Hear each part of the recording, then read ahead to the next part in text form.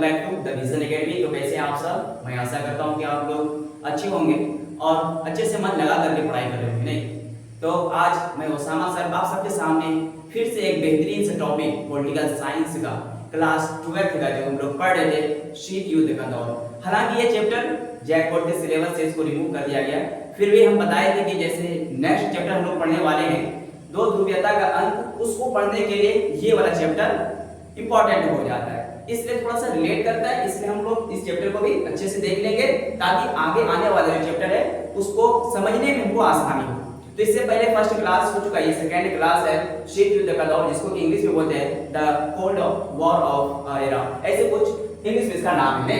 इससे पहले कुछ टॉपिक हम लोग डिस्कस कर रहे थे, जैसे कि बताए थे ये जो शीत युद्ध का दौर चल रहा था वो सोवियत संघ और अमेरिका के बीच चल रहा था, नहीं जिसको कि हम लोग सोवियत संघ को यूएसएसआर नाम से भी जानते हैं। किस तरह से हम लोगों ने देखा कि मित्र राष्ट्र और भूमि राष्ट्र के बीच लड़ाई होती है, उसके कुछ मुख्य सदस्य देश भी देखे थे। ये सारा चीज पहले की वीडियो में हम लोग करते हैं। अगर आपको शीत युद्ध का दौर या फिर ये वाला चैप्टर पढ़ना है तो पहले उस फर्स्ट वाले वीडियो को अच्छे से कंप्लीट कर लीजिए, उसके बाद इस वीडियो को देखना है। तो चलिए आज हम लोग पढ़ेंगे दो ध्रुवीयता का आरंभ, किस तरह से एक तनावपूर्ण स्थिति उत्पन्न हो गया दोनों के बीच, अमेरिका और सोवियत संघ के बीच, उसी के बारे में हम लोग देखेंगे। अगला चैप्टर जो होगा दो ध्रुवीयता का अंत, मतलब दो ध्रुवीयता का अंत है, उसमें हम लोग पढ़ेंगे कि किस तरह से अंत हुआ, इसके विघटन के बारे में पढ़ेंगे, इसलिए ये वाला चैप्टर इंपॉर्टेंट होगा। तो चलिए, और कोई भी बच्चा अगर जैक बोर्ड की तैयारी करना चाहता है तो द विजन एकेडमी आपको जैक बोर्ड के 8 सब्जेक्ट की पूरी तैयारी कराएगी। आपको जिस भी सब्जेक्ट की टॉपिक चाहिए, अभी तक हम लोग टाइम टेबल नहीं बनाए, इसका एक सीरीज टाइम टेबल बना देंगे कि किस किस दिन कौन से सब्जेक्ट की क्लास होगी, वो सारा चीज आपको मिल जाएगा। तो चलिए आज की क्लास को शुरू करते हैं। नहीं, सबसे पहले हम लोग देखेंगे दो ध्रुवीयता का आरंभ।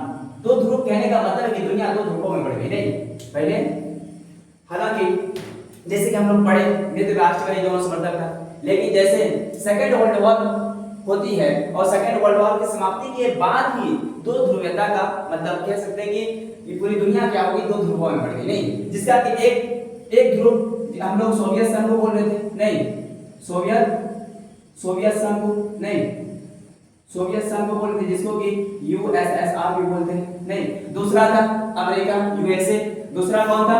दूसरा था अमेरिका ने, जिसको यूएसए भी बोलते हैं, यूनाइटेड स्टेट ऑफ अमेरिका।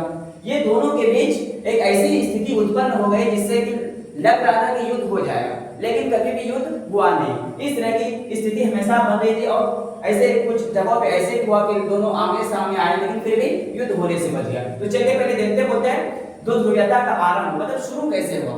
बोलते हैं दोनों महाशक्तियां विश्व के अलग अलग हिस्सों में, क्या बोला है, दोनों महाशक्तियां कहने का अर्थ है अमेरिका और सोवियत संघ विश्व के अलग अलग हिस्सों पर अपना दबदबा बनाने लगा था।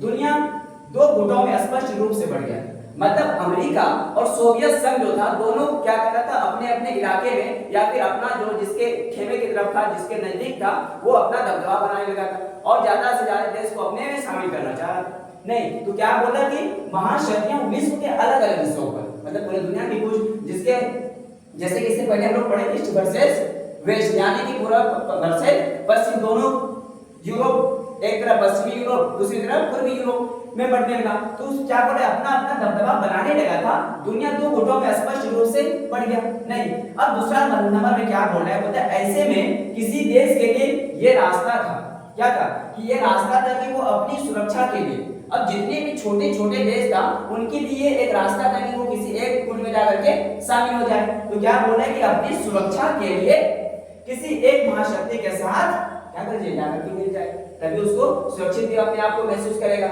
नहीं तो जितने भी छोटे छोटे देश थे वो क्या किया, धीरे धीरे से उन महाशक्तियों के गुटों में जाकर के शामिल होने लगा। क्या होने लगा, क्या बोलते हैं, अपनी सुरक्षा के लिए किसी एक महाशक्ति के साथ जुड़ जाने से इन देशों को, मतलब जितने भी छोटे छोटे देश थे, देशों को हथियार और आर्थिक मदद मिलती थी। इन बड़े देशों से यानी सोवियत संघ और अमेरिका से जितने भी छोटे देश थे उनसे क्या मिलता था, महाशक्तियों से जुड़ जाने के बाद उनको आर्थिक मदद भी मिलती थी, कुछ हथियारों की जरूरत होती थी वो भी पूरी हो जाती थी। अब तीसरा नंबर में क्या बोल रहा है, तीसरा नंबर यानी सी नंबर में क्या बोल रहा है, बोलता है कि इस तरह महाशक्तियों के नेतृत्व कहने का मतलब रहनुमाई में पूरी दुनिया दो खेमों में विभाजित हो गया, मतलब दोनों जिसके पास में जो सा देश था उसके ऊपर उसके खेमे में आने लगे, मतलब छोटे छोटे जितने भी देश थे वो महाशक्तियों के खेमे में जाकर के मिलने लगे। क्यों? क्योंकि उसे आर्थिक मदद मिलती थी और साथ ही साथ उसको हथियारों की जरूरत होती थी, वो बड़े देशों से लेते थे। तो क्या हुआ कि बोलता है खेमा विभाजित हो गया। पश्चिमी यूरोप के अधिकतर मतलब पश्चिमी यूरोप के अधिकतर देश अमेरिका का पक्ष ले लिया। मतलब पश्चिमी यूरोप के जितने भी छोटे छोटे देश थे उसने क्या किया, अमेरिका का पक्ष ले लिया, जबकि पूर्वी यूरोप के अधिकतर देश सोवियत संघ के पक्ष में ले लिया। तो जैसे फर्स्ट वाला वीडियो में हम लोग पढ़ेंगे किस तरह से ईस्ट वर्सेस वेस्ट की लड़ाई थी। नहीं, एक तरफ पश्चिमी यूरोप था, दूसरी तरफ पूर्वी यूरोप जो कि सोवियत संघ का समर्थन था, और पश्चिमी तरफ अमेरिका वाला। तो क्या किया कि दोनों अपना दबदबा बनाने के लिए, अपना वर्चस्व दिखाने के लिए क्या किया, जो भी छोटे छोटे देश थे उसको अपने तरफ खींचने लगा, या फिर अपना दबदबा बनाने लगा उन छोटे देशों के ऊपर। तो इस तरह से क्या हो जाता है, तो क्या होगा, विभाजित हो गया। पश्चिमी यूरोप के अधिकतर देश अमेरिका का पक्ष ले लिया, ये चीज याद रखना बोले, जबकि पूर्वी यूरोप अधिकतर देश सोवियत संघ का पक्ष ले लिया। इस तरह से दो दुनिया, जैसे दो दुनियाता का आरंभ बोलते हैं, इसी तरह से दो दुनियाता का आरंभ हुआ। ये 3 पॉइंट वाइज है, एकदम बेहतरीन सा नोट्स है। इस तरह से अगर बना करके आप जब बोर्ड पे लिखते हैं तो आप अच्छा नंबर हासिल करेंगे। नहीं, अब आया था एक नया टॉपिक है अवरोध, रॉ और संतुलन जिसको बोलते हैं। नहीं, अवरोध क्या है इसको देख लेते हैं। बोलते हैं परमाणु युद्ध की सूरत में क्या बोल रहा है, जैसे कि सेकेंड वर्ल्ड वॉर में देखिए हम लोग कि किस तरह से अमेरिका ने हिरोशिमा और नागासाकी पर परमाणु बम गिरा करके सेकेंड वर्ल्ड वॉर की समाप्ति की। और तब 1945 से लेकर के ही सेकेंड वर्ल्ड वॉर शुरू हो जाती नहीं, और 1991 तक चलता है। कितना तक? 1991 तक शीत युद्ध का दौर चलता है। मतलब परमाणु युद्ध के सूरत में अमेरिका और सोवियत संघ के बीच भी क्या हुआ, विजेता कौन होता है। बोल रहा है कि इन केस अगर अमेरिका वाला और सोवियत संघ के बीच परमाणु युद्ध होता है तो इन दोनों में जीतेगा कौन, ये एक सवाल है। लोगों के सामने भी ये सवाल है कि अगर America, United state of America और सोवियत संघ जिसको कि यूएसएसआर बोलते हैं, अगर इन दोनों के बीच परमाणु युद्ध होता तो कौन जीतता, ये सवाल है। बोलता ये तय करना असंभव है क्योंकि दोनों के पास परमाणु बम थे। क्यों? क्योंकि दोनों के पास परमाणु बम थे, इसलिए बोलता है कि ये तय करना संभव था, यानी इम्पॉसिबल था ये बताना कि कौन से खेमा जीतेगा, सोवियत संघ जीतेगा या फिर अमेरिका जीतेगा। तो क्या बोल रहा है कि क्योंकि दोनों महाशक्तियों के पास इतने परमाणु हथियार थे। क्या बोल रहा है कि क्योंकि दोनों महाशक्तियों के पास, दोनों महाशक्तियों कहने के मतलब है अमेरिका और रूस यानी सोवियत संघ के पास इतने परमाणु हथियार थे जो एक दूसरे को विनाश कर सकते थे। मतलब दोनों को डर था, अगर युद्ध होता है तो दोनों को विनाश होने का डर था। नहीं, तो वही चीज क्या बोला कि हथियार थे जो एक दूसरे को विनाश कर सकते थे। दोनों ने इस बात को समझा और शीत युद्ध को, यानी क्या बोला, इस बात को समझा, युद्ध समझा और युद्ध को क्या किया, युद्ध रोकथाम करने का प्रयास किया, जिससे कि अवरोध कहा गया। मतलब ये अवरोध किसको बोलेंगे कि दोनों, पहली बात ये बोल रहा है कि अगर यूएसएसआर और अमेरिका के बीच अगर युद्ध होता तो कौन जीतता। नहीं, ये सवाल है मेरे पास। तो क्या बोलते हैं कि ये तय करना असंभव है, ये हमारे लिए अंदाजा लगाना इम्पॉसिबल है कि अगर इन दोनों के बीच युद्ध होता कौन जीता, क्योंकि दोनों परमाणु संपन्न देश थे, दोनों के पास इतने परमाणु थे जो कि एक दूसरे को विनाश करने के लिए काफी था। इसलिए दोनों ने क्या किया, आपस में समझौता कर लिया और युद्ध को रोकथाम करने का इरादा कर लिया। नहीं, जिससे कि अवरोध कहा गया, इसी को हम लोग क्या बोलेंगे, अवरोध कहेंगे। इतना क्लियर है? तो चलिए अब अगला टॉपिक देखते हैं कौन सा आता है। नहीं, एकदम ऐसे पढ़ो कि दूसरे को पढ़ा सको, और ये नोट्स एकदम बेहतरीन नोट्स है। अगर इस तरह से पॉइंट वाइज एक एक पॉइंट को अच्छे से डिस्कस करोगे तो एग्जाम में नंबर भी अच्छा आएगा। तो इस चैनल से जुड़ जाइए। आपको अगर आज की तैयारी करना है तो इस चैनल को ज्वाइन कर लीजिए, आपको बहुत फायदा होने वाला है। नहीं, अब बोलते हैं छोटे देश निम्न कारणों से महाशक्तियों के बड़े काम थे। अब देखो क्या बोले, जितने भी छोटे छोटे देश थे जो पश्चिमी साइड यानी अमेरिका की तरफ में थे, कुछ छोटे देश सोवियत संघ के खेमे में थे। तो ये क्या बोलता है कि बोलते छोटे देश, मतलब जितने भी छोटे देश थे तो बोलते निम्न कारणों से महाशक्तियों के बड़े काम थे। मतलब ये जो दोनों महाशक्तियां थी, इन दोनों का बड़ा काम आता था छोटा छोटा देश, क्योंकि वहां बहुत सारी चीजें थी। नहीं, वहां से वो सारी चीजें को ले जाता। तो देखो क्या बोला है, छोटा देश भी महत्वपूर्ण संसाधन होते थे। क्या होता था कि छोटे छोटे जो देश थे वहां पे बहुत सारे रिसोर्सेज थे, लेकिन छोटे देश के पास उतना टेक्निक मतलब टेक्नोलॉजी नहीं था, या फिर उसको निकालने के लिए उतना चीज था नहीं। जैसे बोलता है कि तेल और खनिज ये सारे चीज छोटे देशों में बहुत पाया जाता था, लेकिन उसके बाद इतना रिसोर्स नहीं था कि उस चीजों को निकाल करके उसको अच्छे से यूटिलाइज करें, नहीं। तो इसलिए छोटे छोटे देश जो थे वो महाशक्तियों के बड़े काम का, क्या था, महाशक्तियों के बड़े काम का था। तो बताइए छोटे देश में महत्वपूर्ण संसाधन यानी बहुत सारे रिसोर्सेज थे, जैसे तेल हो गया, खनिज हो गया, ये सब बहुत कुछ पाया जाता था। इसलिए बड़े देश जो थे, या फिर बोल सकते हैं कि बड़े देश उसके ऊपर दबदबा बना करके रखता और वहां से उन सारी चीजों को हासिल करता, नहीं। हालांकि छोटे देश को भी वहां से कुछ लाभ मिलता था, चाहे हथियार हो या फिर आर्थिक मदद मिलती थी, लेकिन बड़े देशों को भी उन छोटे देशों से बहुत कुछ फायदा मिलता है, नहीं। चलिए अब आगे देखते हैं। अब बी पॉइंट में देखो, मतलब छोटे मतलब छोटा देश के भू क्षेत्र में हथियार और क्या बोलता है, सेना का संचालन करते, ये सेना है। ये थोड़ा सा मिस्टेक हो गया, ये सेना क्या है, सेना है, नहीं। बोलता है कि छोटे देश, क्या बोल रहा है कि छोटा देश के भू क्षेत्र में हथियार और सेना संचालन करते थे। अब बड़े देश भी उनसे काम लेता था, नहीं। क्या करता था कि जो छोटे छोटे देश थे वहां कुछ हथियार रखते और वहां अपना सैनिक ठिकाना बनाता था, ताकि ये दोनों जो सोवियत संघ और यूएसएसआर थे, ये दोनों के बीच आपस में जानने के लिए एक दूसरे को, नहीं। आगे जैसे हम लोग एक चैप्टर एक टॉपिक पढ़ेंगे क्यूबा मिसाइल संकट, किस तरह से वहां, जिसको कि हम लोग शीत युद्ध का चरम बिंदु भी कहते हैं, नहीं, क्लाइमैक्स पॉइंट भी कह सकते हैं, नहीं। इसके बारे में पढ़ेंगे।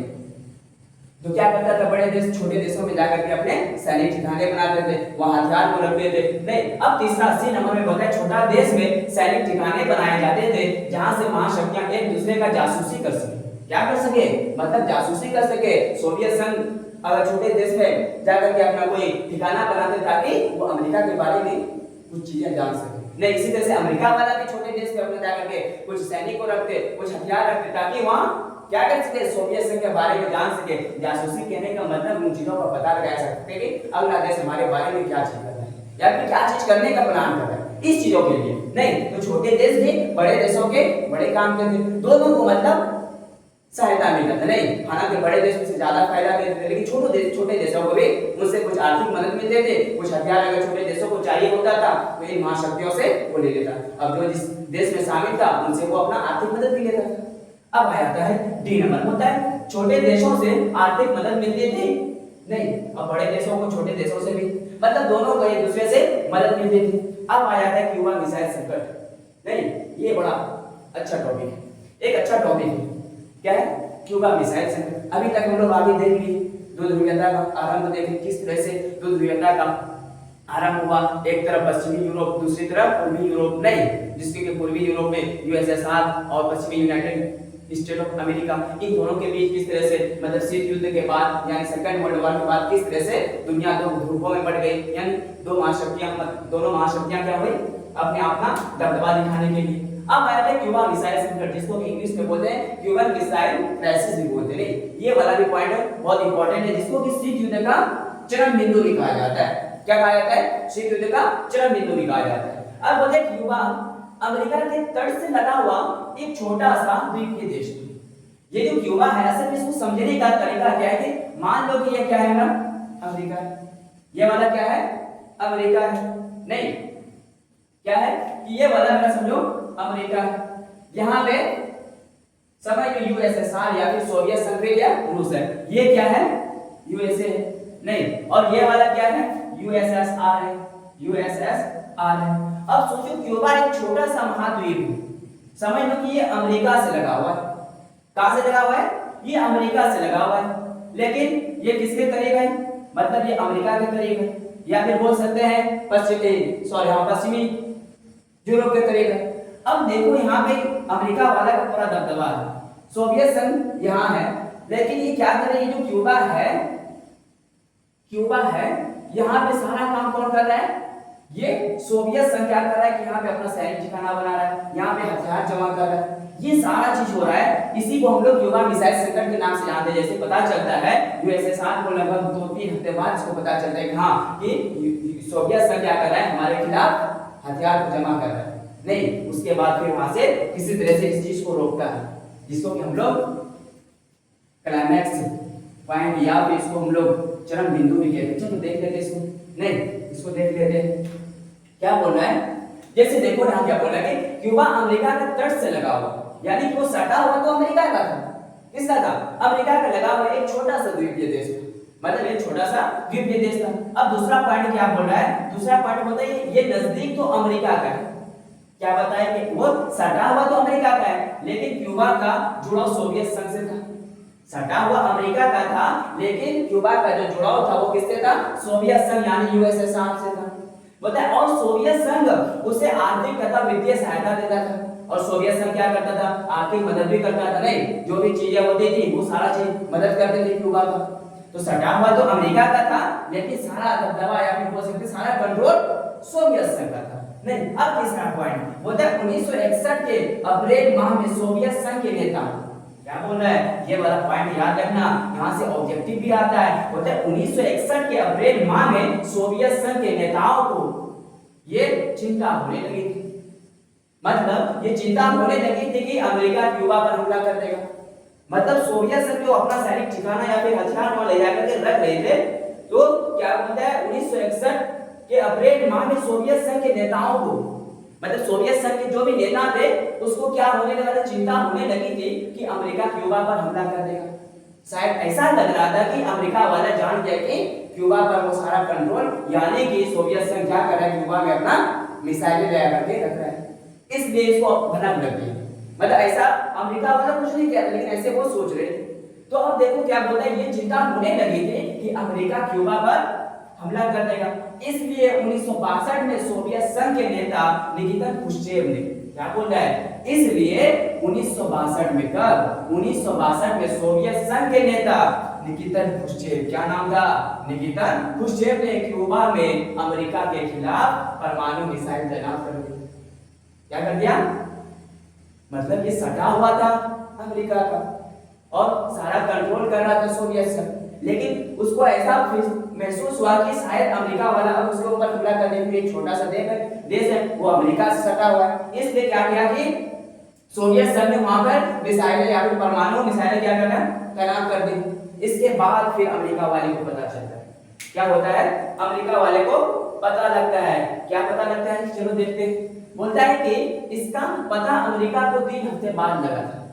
मतलब ये अभी तक अमेरिका वाले को कुछ पता नहीं है कि सोवियत संघ यहाँ क्यूबा में क्या क्या चीजें कर रहा है, लेकिन 3 हफ्ते बाद जैसे अमेरिका को पता लगता है, फिर देखते हैं क्या होता है। अमेरिकी राष्ट्रपति, ये क्या है? अमेरिकी राष्ट्रपति जॉन एफ कैनेडी युद्ध जन्म से हिचकिचा रहे थे, और अमेरिका का जो राष्ट्रपति था जॉन एफ कैनेडी, ये वाला नाम याद रखना, अमेरिका का जो राष्ट्रपति था जॉन एफ कैनेडी युद्ध करने से या फिर युद्ध छेड़ने से, ये क्या हो जाएगा? छेड़ने से, ये 6 हो जाएगा। नहीं बताइए, युद्ध छेड़ने से हिचकिचा रहे थे। दोनों को डर था क्योंकि दोनों के पास परमाणु हथियार है। नहीं, इसलिए दोनों डर रहे थे। जैसे सोवियत संघ के निकिता क्रुश्चेव को लगा कि नहीं अमेरिका वाला क्यूबा पे हमला कर देगा, अभी हालांकि वो कुछ करने वाला था नहीं, अभी तक अमेरिका को पता भी नहीं था उसके बारे में, लेकिन वो क्या किया?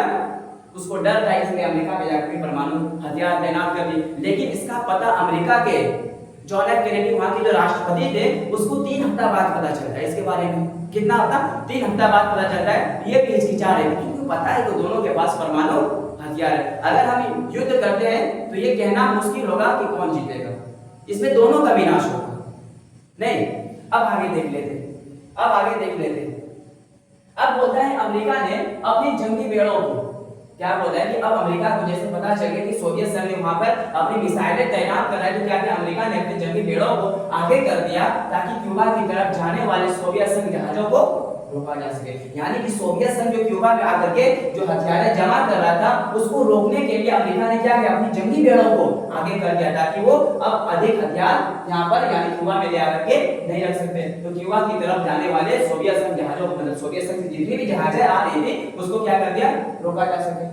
उसने अमेरिका ने अपनी जंगी बेड़ों को आगे कर दिया। नहीं, अब देखो अगला पॉइंट क्या है? बोला इन दोनों महाशक्तियों के बीच ऐसी स्थिति बन गई थी जिससे लगा कि युद्ध होकर रहेगा। क्या लगा? जब ऐसा माहौल सेट हो गया कि क्यूबा पे एकदम पूरा क्या बोलते सोवियत संघ वाला सारा परमाणु हथियार लेकर के जमा कर दिया, लेकिन इसका पता अमेरिका वाले को 3 हफ्ते बाद पता चलता है कि उसने किसी तरह से इस चीज को मैनेज या फिर रोकने की कोशिश की। नहीं, अब क्या बोलते हैं कि इन दोनों महाशक्तियों यानी अमेरिका और सोवियत संघ के बीच ऐसी स्थिति बन गई थी जिससे लगा कि युद्ध होकर रहेगा, लेकिन युद्ध नहीं हुआ। दुनिया तीसरे या फिर तीसरा विश्व युद्ध से बच गई। मतलब इस यही पॉइंट है जिसको कि चरम बिंदु भी कहा जाता है शीत युद्ध का। इसी टाइम लगा था कि तीसरा युद्ध अब हो ही जाएगा, लेकिन ये होने से भी फिर भी बच गया। तो क्या पता है तीसरा युद्ध विश्व युद्ध से बच गए। इसी घटना को क्यूबा का मिसाइल संकट के नाम से जाना जाता है। किसको? ये वाला जितना घटना हुआ इसी को क्यूबा का मिसाइल संकट या फिर क्यूबन क्राइसिस भी बोलते नहीं। अब बोलते हैं क्यूबा मिसाइल संकट को शीत युद्ध का चरम बिंदु भी कहा जाता है। यहां से एक ऑब्जेक्टिव आ जाएगा आप लोगों का एकदम फिक्स है। क्या बोलेगा कि क्यूबा मिसाइल संकट को शीत युद्ध का चरम बिंदु भी कहा जाता है। ये वाला पॉइंट याद रखना। तो किस तरह से देखें ये वाला पॉइंट, ये अगर पूछेगा 5 नंबर में एकदम बेहतरीन तरीके से हम नोट्स बनाए इसका। अगर आपको चाहिए हमारा व्हाट्सएप चैनल को या फिर व्हाट्सएप जो ग्रुप बनाए ऑनलाइन क्लासेस के लिए उसको ज्वाइन करें। ये एकदम बेहतरीन सा नोट्स मिल जाएगा जो कि एग्जाम में आपका बहुत काम आने वाला है। यानी द विजन एकेडमी आप सबको ये सारा चीज एकदम फ्री में दे रहा है। फ्री में अगर आप इधर से तो आप ऑफलाइन क्लास ज्वाइन कर सकते हैं या और एकदम बेहतरीन तरीके से आज से सभी सारे सब्जेक्ट की हम लोग पढ़ाई कराते हैं। नहीं अब आ जाता है इन दोनों के द्वारा जो कुछ गठबंधन या फिर कुछ संगठन बनाए गए उसके बारे में देख लेते हैं। नहीं जैसे नाटो है जिसको कि इंग्लिश में बोलते हैं नॉर्थ अटलांटिक ट्रीटी ऑर्गेनाइजेशन। ये वाला ये सब पॉइंट वाइज हम लोग एक एक करके लिखें। इसको भी थोड़ा सा देख लेते हैं। नहीं जैसे पहला वाला है नाटो जिसको कि क्या बोलते हैं, नाटो का पूरा नाम है नॉर्थ अटलांटिक ट्रीटी ऑर्गेनाइजेशन। मतलब क्या बोलते हैं, एन से क्या हो जाएगा, एन से नॉर्थ, नहीं ए से क्या हो जाएगा अटलांटिक, टी से क्या हो जाएगा ट्रीटी, ओ से क्या हो जाएगा ऑर्गेनाइजेशन। तो क्या बोलता है नाटो का फुल फॉर्म पूछ लेगा कि नाटो का फुल फॉर्म क्या होता है, तो क्या बताओगे, एन से देख लो नॉर्थ, नहीं टी से ए से क्या हो जाएगा अटलांटिक हो जाएगा, टी से ट्रीटी और ओ से ऑर्गेनाइजेशन। नहीं तो क्या बोल रहा है कि नॉर्थ अटलांटिक ट्रीटी ऑर्गेनाइजेशन अर्थात उत्तरी अटलांटिक संधि संगठन। ये मतलब संधि बोलते हैं ट्रीटी को, किसको बोलते हैं ट्रीटी, संगठन का मतलब हो जाएगा ऑर्गेनाइजेशन, क्या हो जाएगा संगठन, ऑर्गेनाइजेशन को बोलते हैं। नहीं नॉर्थ उत्तर अगर हिंदी से भी याद रखना अटलांटिक का अटलांटिक हुआ तो क्या हो जाएगा नॉर्थ अटलांटिक ट्रीटी ऑर्गेनाइजेशन जिसको कि हिंदी में बोलते हैं उत्तरी अटलांटिक संधि संगठन। नहीं अब देख लो नाटो की स्थापना कब हुई, नाटो की स्थापना कब हुई, तो बोलता है नाटो की स्थापना 4 अप्रैल 1949 को अमेरिका वाशिंगटन में हुआ था।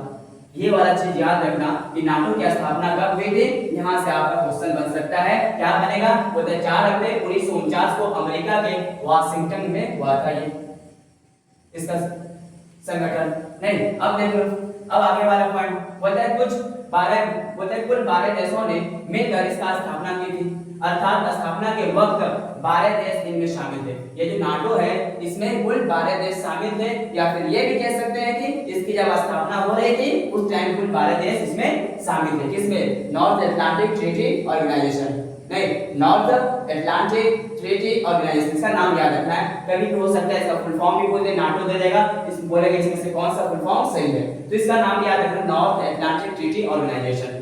तो होता है नॉर्थ अटलांटिक ट्रीटी ऑर्गेनाइजेशन में कुल 12 देशों ने मिलकर के इसकी स्थापना की थी, तो अर्थात बोलते हैं स्थापना के वक्त 12 देश में शामिल थे। अब आया था अगला पॉइंट, बोलता है इसका मुख्य उद्देश्य अमेरिका अथवा पश्चिमी यूरोप के देशों को आर्थिक और सैनिक शक्ति से मतलब शक्ति से रूप देना या फिर स्वरूप देना। इसका कहने का मतलब है कि जितने भी पश्चिमी देश थे या फिर पश्चिमी यूरोप के जितने भी छोटे छोटे देश थे उसको क्या करें आर्थिक और सैनिक ठिकाने दे या फिर उसको इस सब चीजों से उसकी मदद करे, नहीं आर्थिक रूप से और सैनिक रूप से उसको मजबूत बनाए। ये था इसका नॉर्थ अटलांटिक ट्रीटी ऑर्गेनाइजेशन का। नहीं उसमें कुल 12 देश शामिल थे, इस चीज को भी याद रखना। अब देख लो अब आया था नाटो ने घोषणा की, क्या क्या बोलते नाटो ने घोषणा की कि उत्तरी अमेरिका अथवा यूरोप के इन देशों में से किसी एक पर भी हमला होता है तो उस संगठन में शामिल सभी देश अपने ऊपर हमला समझेगा। कहने का मतलब ये है, इस पॉइंट का कहने का मतलब ये है कि अगर नाटो के जो 12 देश हैं उसमें से किसी एक देश के ऊपर भी हमला होता है तो उसमें से जितने देश हैं 12 वो खुद अपने ऊपर हमला को समझेगा। मतलब कोई भी चीज अगर उन 12 देशों में किसी के साथ होता है तो सब कोई अपने ऊपर हमला समझेगा और सब एक दूसरे की मदद करेगा। नहीं क्या बोलते हैं नाटो ने घोषणा की कि उत्तरी अमेरिका यानी कि उत्तरी अमेरिका अथवा यूरोप के इन देशों में से किसी एक पर भी हमला होता है, इन देशों में कहने का मतलब है कि इसमें जितने भी देश शामिल थे उस पर, तो उस संगठन में शामिल, उस संगठन कहने का मतलब नाटो में शामिल सभी देश अपने ऊपर हमला मानेगा। नहीं, क्या मानेगा? हमला मानेगा।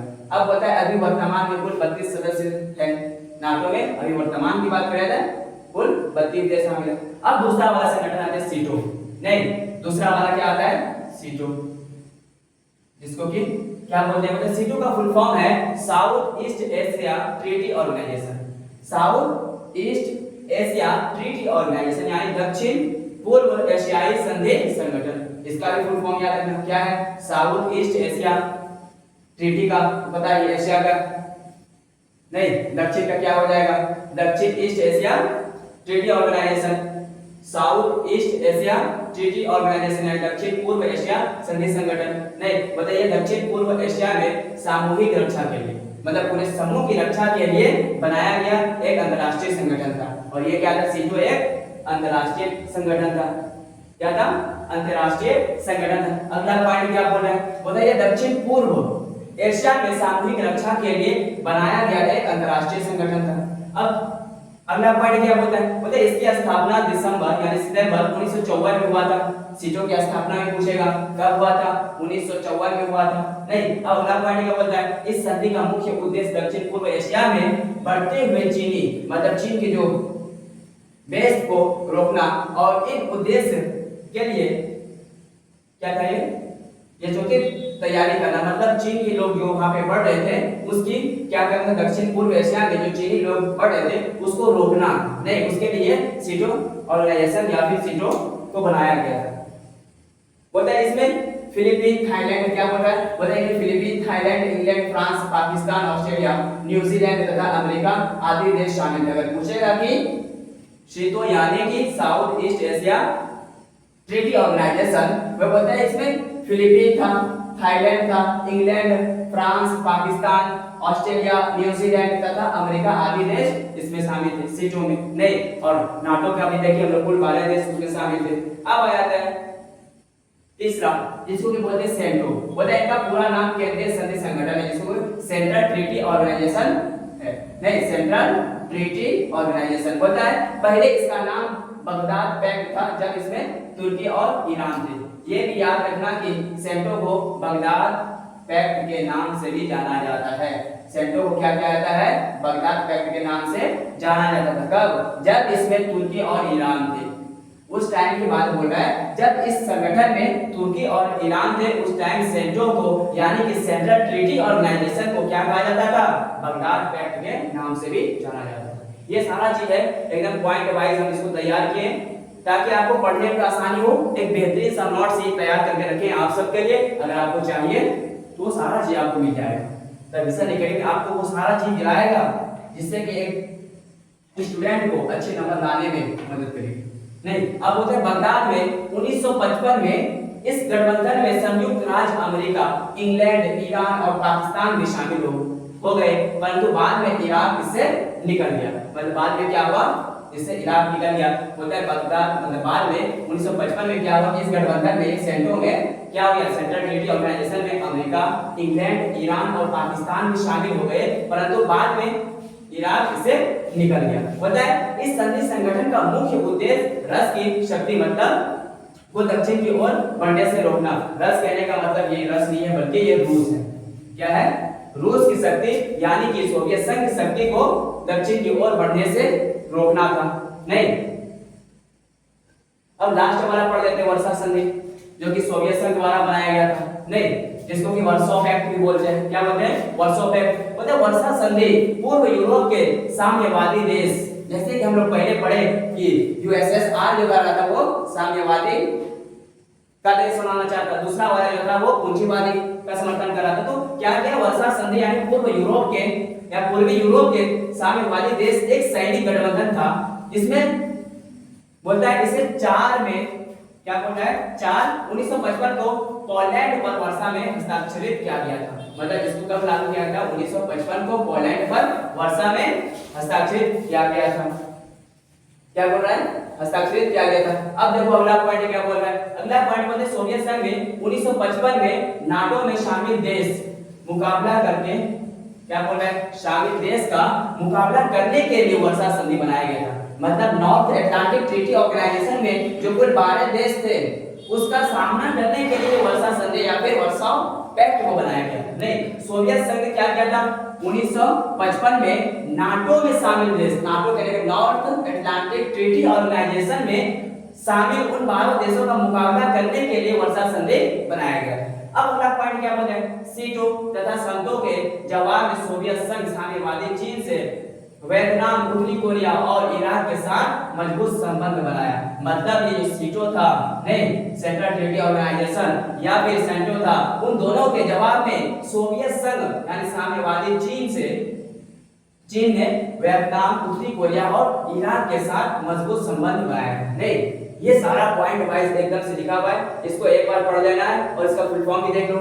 नाटो का क्या नॉर्थ अटलांटिक ट्रीटी ऑर्गेनाइजेशन होता है, जिसको कि हिंदी में बोलते हैं उत्तरी अटलांटिक संधि संगठन। नहीं, दूसरा वाला SEATO South East Asia treaty organization, CENTO का सेंट्रल ट्रीटी ऑर्गेनाइजेशन। ये फुल फॉर्म याद रखना, यहाँ से हो सकता है एक नंबर का क्वेश्चन आपसे बन जाए, या फिर एक नंबर का क्वेश्चन बोलेगा इसका फुल फॉर्म लिखो तो लिख देना है North Atlantic Treaty Organisation, NATO को बोलते हैं, सीटो को South East Asia treaty Organisation और सेंट्रो को बोलते हैं सेंट्रल ट्रीटी ऑर्गेनाइजेशन। नहीं, ये सारा चीज इसको याद कर लेना। उसके बाद आगे हम लोग आगे की क्लास में पढ़ेंगे कूटनीतिक आंदोलन। तो आज कि इस क्लास को यही खत्म करते हैं, बाकी अगले क्लास में हम लोग जितने चीज आगे बची हुई है उसको अच्छे से क्लियर करेंगे। और इसका नोट्स चाहिए तो आप हमारे जो व्हाट्सएप चैनल है उसको ज्वाइन कर लीजिए, आपको ये सारा नोट्स मिल जाएगा। तो चलिए आज की इस क्लास को यही खत्म कर लें। अगर आप लोग ऑफलाइन हमारा क्लास ज्वाइन करना चाहते हैं जहाँ के और हम लोग बेहतरीन तरीके से आज के सभी सब्जेक्ट की तैयारी कराते हैं अलग अलग शिक्षकों द्वारा, तो आप लोग आज से क्लास ज्वाइन कर सकते हैं द विजन एकेडमी, जिसका कि एड्रेस है केदारबाग बसंतराय हॉस्पिटल के पास। और अगर आप ऑनलाइन क्लास ज्वाइन करना चाहते हैं तो द विजन एकेडमी के चैनल को आप सब्सक्राइब कर लें, बेल आइकन को भी प्रेस करें ताकि कोई भी वीडियो हम लोग अपलोड करते हैं तो आप तक सबसे पहले पहुंचे। और आपको जिस भी टॉपिक पे वीडियो चाहिए आप हमें कमेंट बॉक्स में कमेंट कीजिए, आपका वो सारा सॉल्यूशन निकल जाएगा। तो चलिए आज की इस वीडियो को यहीं खत्म करते हैं, तब तक के लिए गुड बाय।